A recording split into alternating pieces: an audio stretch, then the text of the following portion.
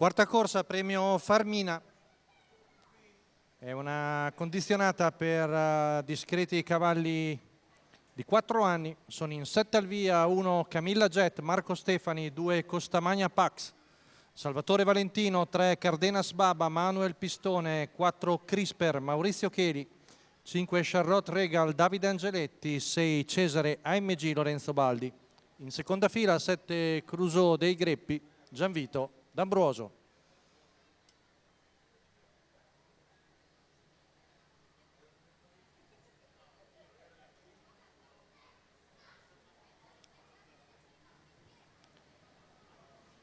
Stacco della macchina, fa partenza Cesare AMG e va all'attacco di Cardenas Baba, che è comunque partita forte al suo interno. Vediamo le scelte di Manuel Pistone. Insiste Cesare AMG al largo e alla fine l'allievo di Lorenzo Baldi. Passa dopo 300 metri con spesa su Cardenas Baba. Poi vediamo Camilla Jet, intanto 29, i primi 400 metri.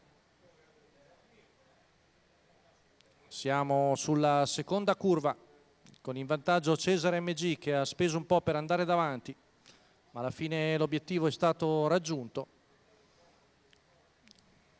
Si trascina Cardenas Baba, Camilla Jet, poi in quarta posizione Costamagna Pax.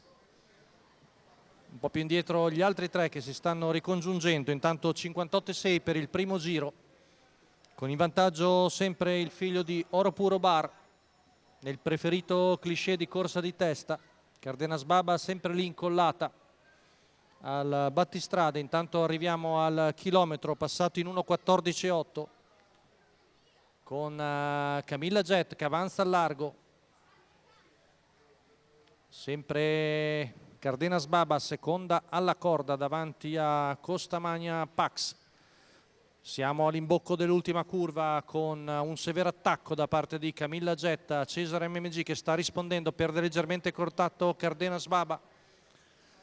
Siamo a 200 metri dalla conclusione con duello tra Cesare AMG e il numero 1 di Camilla Jet che ci prova, cerca di resistere l'allievo di Lorenzo Baldi e alla fine Cesare MG, pur soffrendo un pochettino, la porta a casa. Al secondo è Camilla Jet, mentre per il terzo sbuca Crusoe dei Greppi.